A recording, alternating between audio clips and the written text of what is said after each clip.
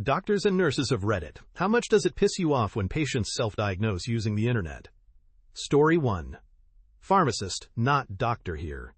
Had a patient explain her ridiculous rate of use of glucodin, pure glucose powder. She was going through a few kilograms of it in a week because she had self-diagnosed dumping syndrome, the symptom of which she believed was that her blood glucose kept rapidly dropping to dangerously low levels a short period of time after she ate. So to combat this, she kept eating increasing amounts of glucose powder with and between meals. Also, dangerously low, we found out, was literally exactly the perfect normal range, 4 to 6 mmol. Problems with this. Rapidly dropping BGL is the normal physiological response to consuming large amounts of monosaccharide, i.e. glucose. After many of us advising her to eat a whole variety of different complex carbohydrates instead, we were given a whole host of different, though equally absurd, reasons why that wouldn't help/she couldn't eat it. Dumping syndrome is actually a common complication following gastric bypass surgery and the like, where food moves too fast from the stomach to the intestine. She had never had gastric surgery. She gave herself diabetes, progressed to insulin dependent faster than any individual I've ever seen. Story 2. Except that there are a minority of patients, often the worried well and those with obvious clinical depression who refuse to accept that diagnosis are most represented among them, who bring enough questions and printouts from online research to take up way more than their allotted time. I would estimate that those people are probably 10% of the medical encounters that exist in most practices. They take double the time, and they represent only a fraction of the patients on any provider's panel. The 10% is because instead of an average 2.5 visits a year, this crowd wants 2.5 hours per visit and 2.5 visits per month. Worse, when you don't acquiesce to their demands that you get their insurance to pay for an unlicensed genetic test that has no proven benefit, or get them an indium 111 WBC scan they don't need, you spend 10 times as much time telling them no. You are thinking of this from your perspective, while physicians have to think in a larger scope. For example, I'm an ER doctor and have a small volley primary care practice. I worked last night and saw about 20 people in my 10-hour shift. There were 2 people who took up the lion's share of my time, and they weren't the woman with end-stage heart failure, the boy with appendicitis, or the woman whose very desired pregnancy was aborting. Nope, I spent a huge amount of time, as did our nursing supervisor, explaining to one person who had back pain for 2 weeks and no indication for an MRI that I was not going to get the tech out of bed at 2 a.m. and get him an unnecessary scan that his primary care provider had told him he didn't need. He had also seen a sports med doc who told him his insurance would only pay for it if he had X symptom for Y time, so he figured he'd just go to the ER, which he apparently thought worked like Burger King. Newsflash. Emergency medicine is not like BK. It's neither fast nor your way. The other patient who took up an inordinate amount of my time was a worried well person who had literally been to 3 other ERs, their primary care provider, and 2 specialists in the past month, all of whom seemed to think it was the same diagnosis. However, the patient came in with a sheaf of paper, trying to convince me she had X disease, and literally wanted me to diagnose her with that so she would have it on record and could show her doctor that she had it. Which, P.S., I agreed with the diagnosis of the other people she'd seen. So it's not personal, it's just that the kind of thing you are talking about takes up way too much time, often away from patients who really truly need it. Patients with the sheaf of printouts might feel cheated if I don't lavish the attention and resources on them that they feel they deserve. But it's often a zero-sum game. The time I spend with those 2 actively delays me taking care of patients who by their illness deserve that time and resources. If you want that level of attention and resources that you don't obviously merit more than others, then my best suggestion would be to get a concierge physician as your primary care provider. It will cost you money, but in a system of finite resources, unless you deserve something, you'll have to pay for it. Story 3. AM Doctor. My boyfriend is a programmer who believes his immune system is unstoppable. One day he woke up looking pale, sounding hoarse, and generally showing signs of the nasty cold I'd brought home from the clinic earlier that week. His diagnosis? I feel awful. It must have been that sandwich I ate yesterday. I knew the girl messed up my order somehow. Story 4. Less self-diagnosing and more self-treatment. My wife is a nurse at an allergy clinic. She had a patient come in saying that she was having issues managing her allergies, even with self-administered injections of liquid Benadryl.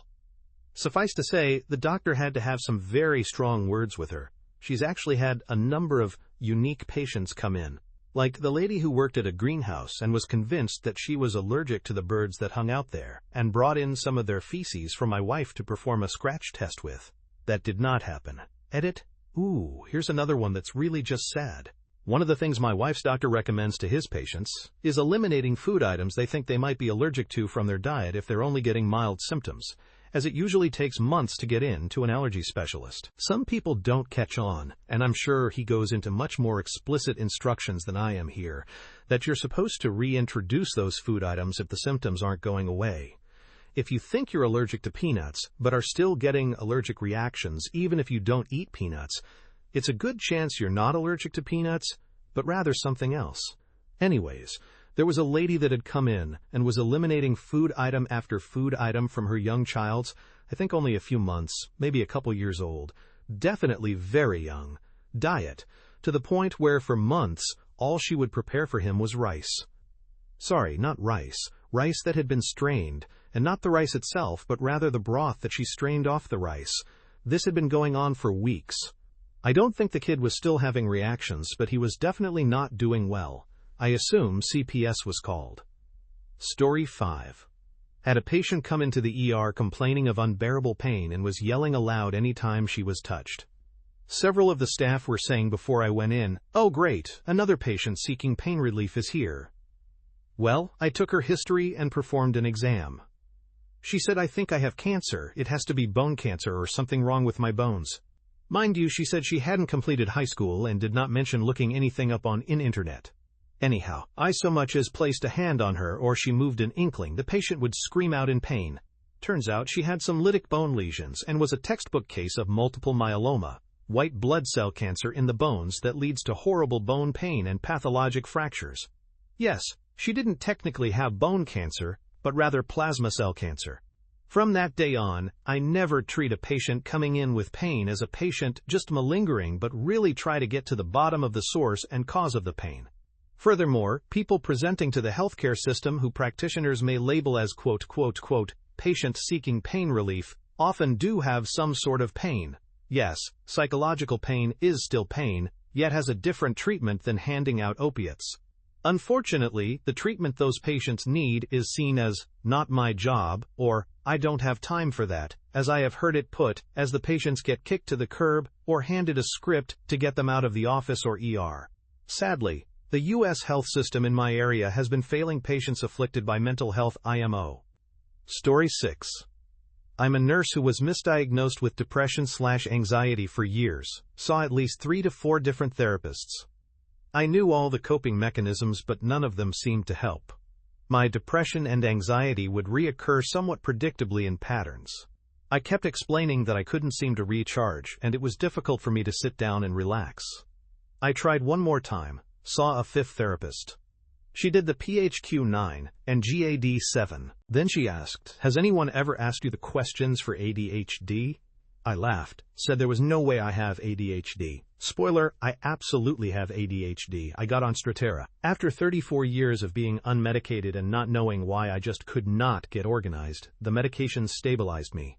I can now sit down and relax. I have no depression and much less anxiety.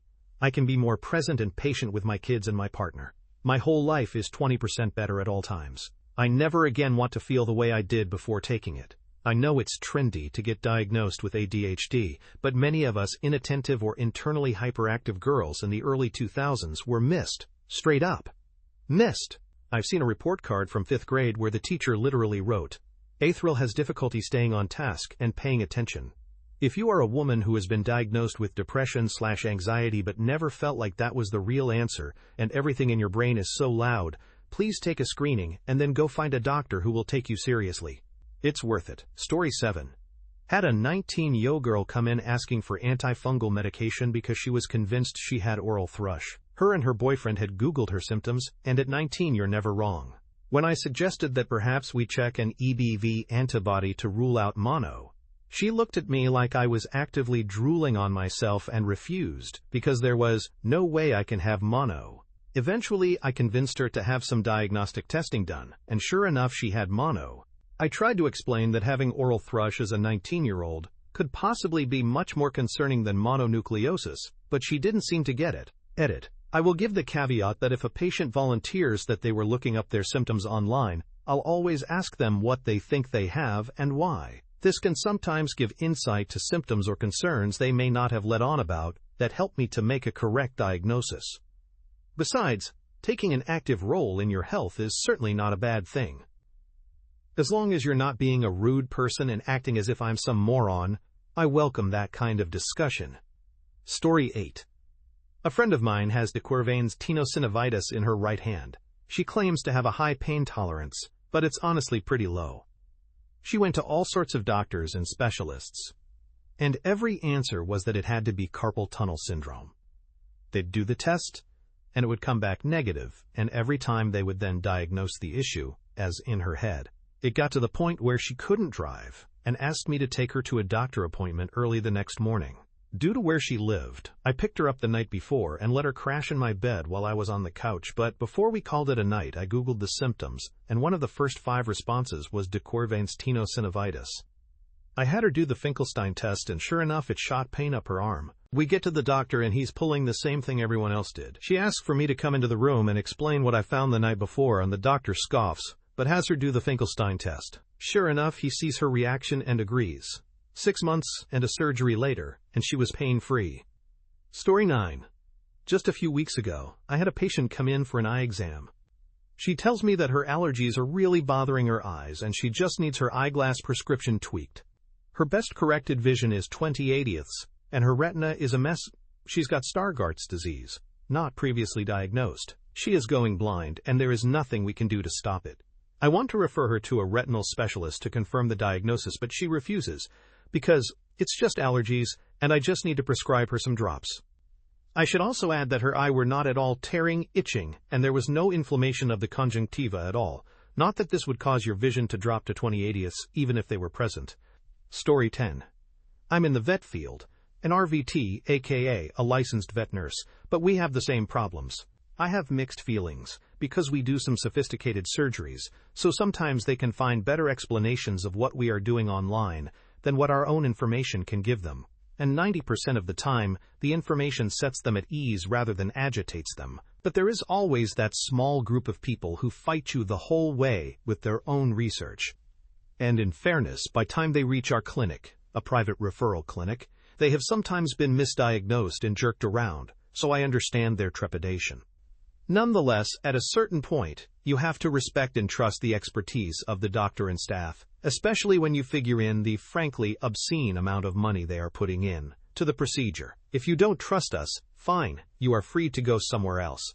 But if you are putting your animal into our care, you have to take a leap of faith that we know what we are doing and will do the best by your pet.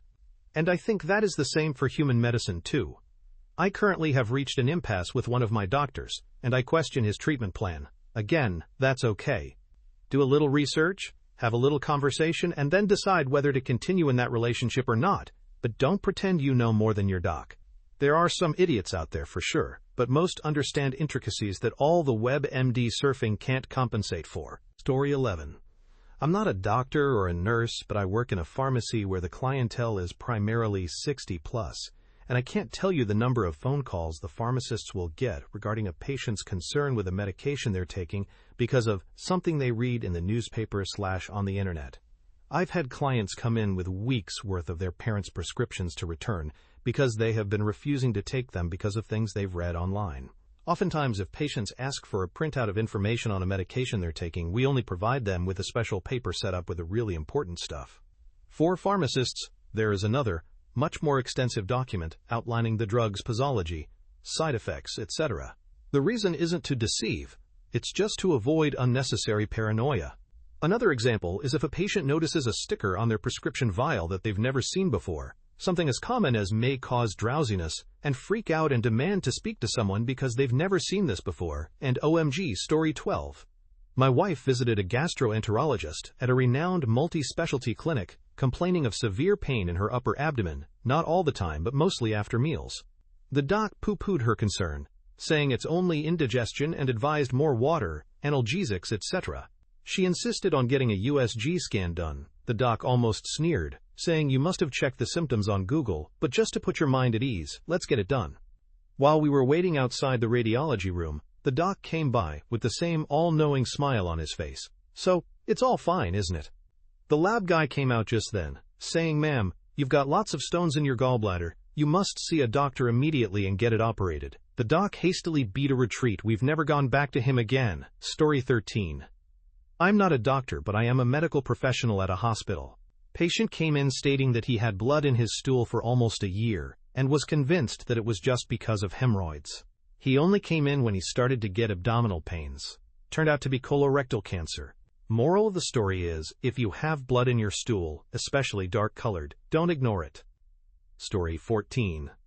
Physician assistant that works in the emergency department here. Had a woman, around 45 years old, come in with her mother for a complaint of a spider bite to her back. It was actually an abscess. No big deal, that's pretty common. People think abscesses are spider bites all the time. I incised and drained it and sent her home on antibiotics. Pretty standard procedure. Told her to come back in 2 days for a recheck. When she came back, it was looking better. She and her mother thought it was something serious because it still wasn't all the way gone yet, but it was healing well and there wasn't much to do. She and her mother came back again another 2 days later and told me it was definitely gangrene. I tried to reassure them, but they both kept arguing with me that I didn't know what I was talking about. It was obviously a healing abscess and was looking a lot better. Looked nothing like gangrene, which they had Googled. Had to get 2 of my colleagues to come in the room to reassure them, but they still didn't believe us. Think they ended up going to another hospital. Story 15. A mother brought in her 3rd child. The child was listless, pale, and had poor muscle tone. The mother claimed the child had MS. During the assessment, I asked about the child's diet and home environment. The mother mentioned that the child was lactose intolerant, so they were only given almond milk. We ran a panel and found that the child was not receiving adequate nutrition, as their diet lacked protein and other essential nutrients. This had led to developmental delays. The mother had been following advice from an internet article, which resulted in poor dietary choices. Due to concerns for the well-being of the children, Child Protective Services were contacted, and the children were placed in protective care. One of the children also had an eating disorder. The situation was deeply concerning. Story 16. Lady came to the clinic with her 8-month-old baby and she was pretty freaked out. Her baby had diarrhea for the last few weeks and wasn't going away. She initially wasn't concerned, but then her friend told her that diarrhea is the first sign of AIDS, and now she was convinced her baby contracted AIDS. We quickly ruled that out through their med records and assured her that her baby didn't contract AIDS randomly. As we finished examining the baby, it started to cry, so we handed it to her mother. Lo and behold, she pulls out a baby bottle to get the baby to stop crying. Only this baby bottle is red and is filled with Kool-Aid. We had to explain to her that babies can't handle sugar at that age, and that was the cause of the diarrhea. She refused to believe what we said. I was raised on Kool-Aid and look at me, I'm fine. Man, the south side of Chicago is a completely different world. Edit. Another story from that clinic. A lady came in, and after she got off the scale, she asked what her weight was at. She approximately 10 pounds heavier than the previous visit and seemed upset. So I asked her what about her weight was bothering her. She said she was trying to lose weight, but it didn't seem like her diet was working. I casually asked what her diet was, thinking she was trying some of the new diets. Her answer was bacon. Her friend told her that if she added bacon to all her meals, she'd lose weight, so she had been eating bacon 4 to 5 bites per day for the last month.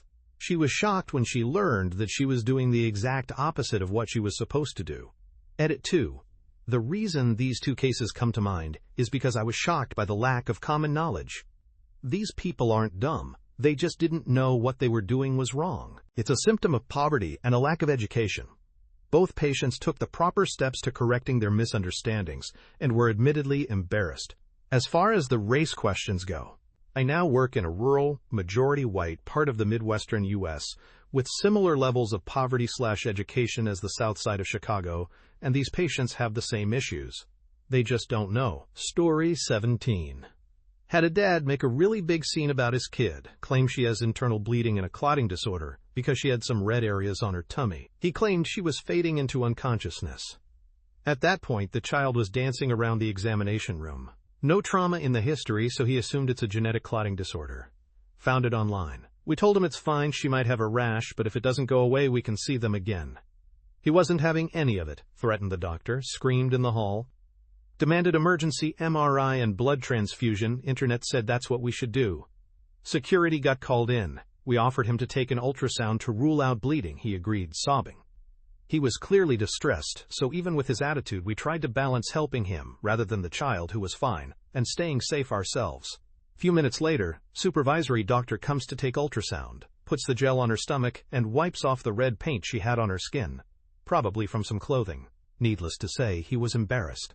Story 18. Had a patient come in once due to weight gain that she thought was due to being pregnant. Made sense, except she'd taken more than half a dozen pregnancy tests, and they were all negative. She was convinced she was pregnant, though, and wanted me to check. I tell her, okay, I'll do a blood test, since we can detect pregnancy earlier with that, and she refuses.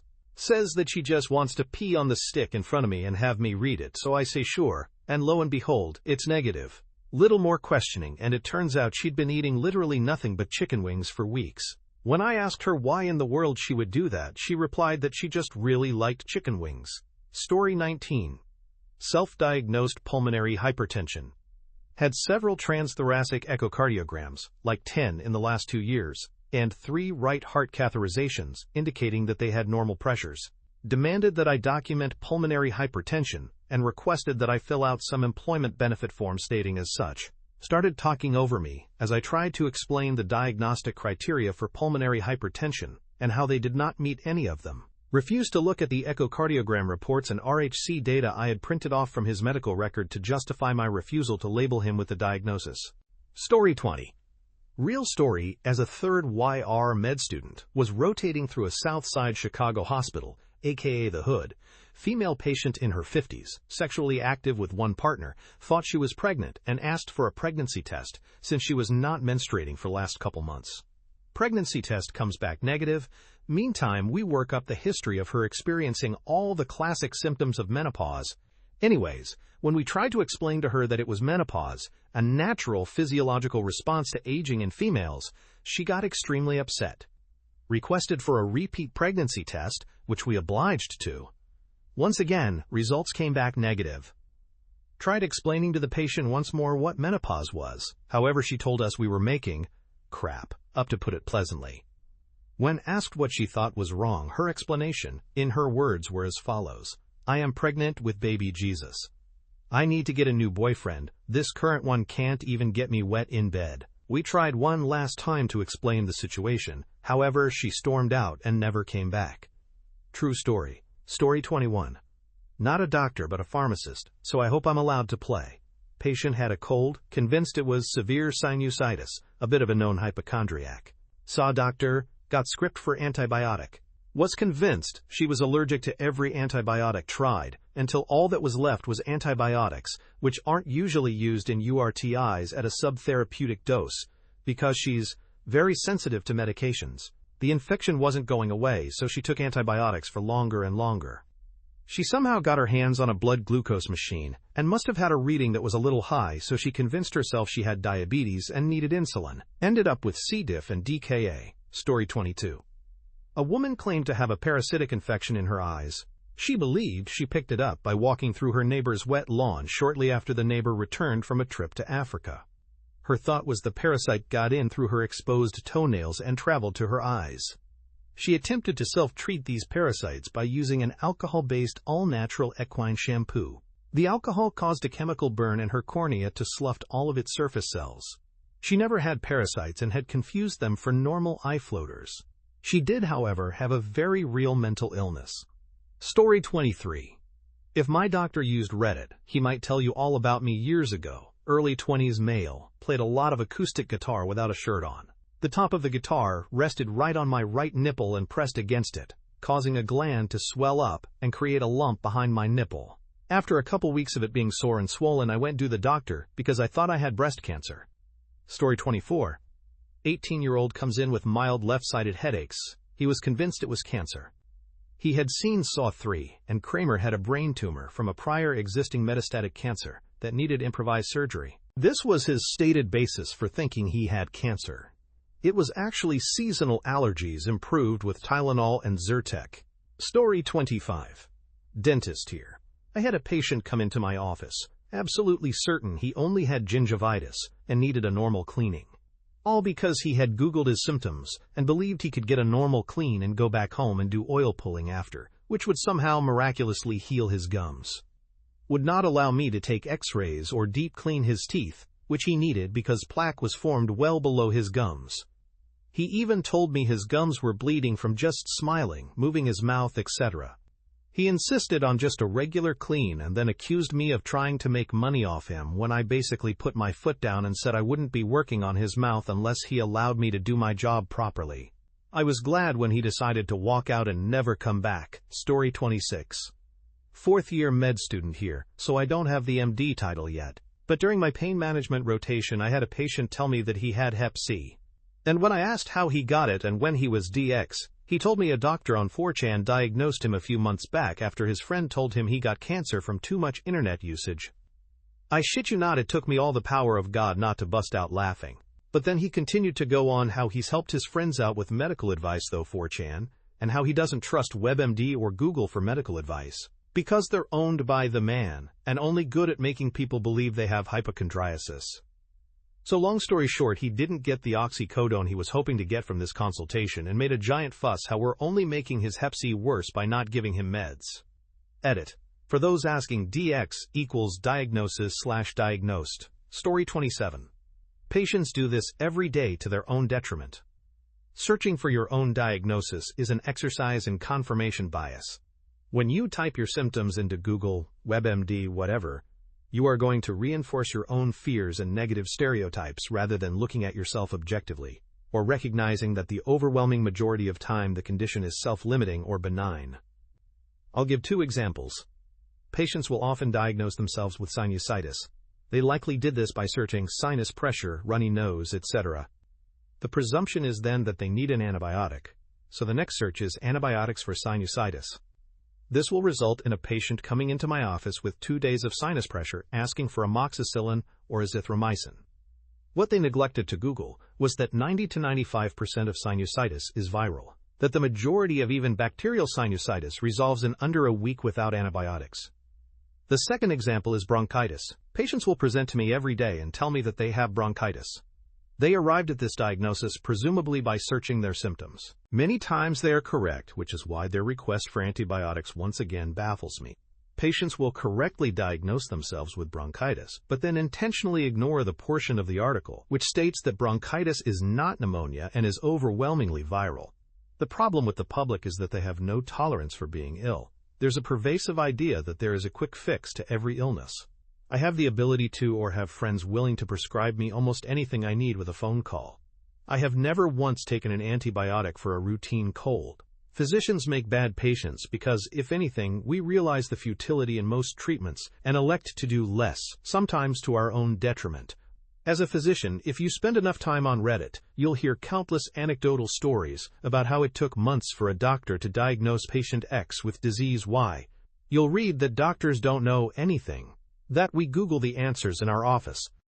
The truth is that many uncommon illnesses do take months to diagnose. You likely won't be diagnosed with lupus or a brain tumor the first time you visit a doctor, unless your symptoms are severe. This is because it's far more likely your disease is something far more common, and it's unreasonable to presume the worst for a short duration of symptoms that are likely explained by. Story 28. I worked with an interventional radiologist/venous disease specialist, and we had a self-referred patient who came to see us. She started off with, "Well, I've done lots of research on the internet," which is almost always a bad start. However, this lady was a competitive cyclist and complained of unilateral leg weakness during her rides. She was otherwise very healthy, having cycled miles every day for many years. Suddenly she could barely finish a 5-mile ride. She had found online the diagnosis of external iliac artery endofibrosis, a very rare condition, but more common in lifelong cyclists, because bending over at such an angle for long periods can compress the external iliac artery, causing scar tissue to build up and limit blood flow. She asked my doctor to order a CT scan because her other doctors would not, as she was basically just complaining of being tired. Since we worked next door to a court scanner, we said sure. Turns out she was right. She was then referred to a vascular surgeon and I assume made a full recovery. This was actually one of our shorter consults, since it was easy to rule in/out, and she presented well-researched, compelling evidence. Story 29. Medical student here. I was the patient and I diagnosed myself. I had this gnawing, dull pain on the ball of my foot for almost 6 months. But during my surgery rotation, it got progressively worse since I was standing for most of the day. I couldn't even walk barefoot anymore. Had to wear padded flip-flops at home or custom orthotics insoles outside. My foot would hurt at the end of my runs, surprisingly not during my runs, when stretching my foot, and when pushing on the ball of my foot. I told my primary doctor that I thought I had a sesamoid fracture because of my symptoms, risk factors, and duration of the pain. She didn't think so and told me to do RICE, rest, ice, compression, elevate, even though this had been going on for months. I said okay, but also asked for a sports medicine referral just in case I couldn't find time to come back to follow up with her if RICE didn't work. The sports med doctor took x-rays of both feet, saw that one of the sesamoid bones had completely fractured into 2, now very separate pieces. In a walking boot now, and they're thinking of surgery if the pain doesn't get better. Story 30. Obligatory, not a doctor. I had a lumbar puncture done 2 years ago that got me a CSF leak. I had that leak for 8 months. The doctor that was responsible told me that it's impossible, your leak must have sealed. I took matters in my own hands and wrote a letter to the neuro department at my local hospital, basically laying down my thoughts and telling them I strongly believed I still had a leak after 8 months. They took me in and treated it. It doesn't end quite there though. After treatment, I developed what is thought to be RIH, rebound high pressure. This is a newly researched phenomenon found in patients that are treated for a CSF leak, that have had the leak for a long time. Basically, your symptoms switch from low pressure to high pressure. I had to research this on my own as well and referenced some articles to my neurologist. My neuro then said, wow, we have never heard or seen anything like this before, but the articles you show me are written by respectable experts in the area and published in very good journals, so let's try to treat it. Now I am being treated for RIH with Diamox, which seems to be slowly working, so I had to basically self-diagnose twice. It is honestly not fun. It is exhausting and stressful. But you have to do what you have to do.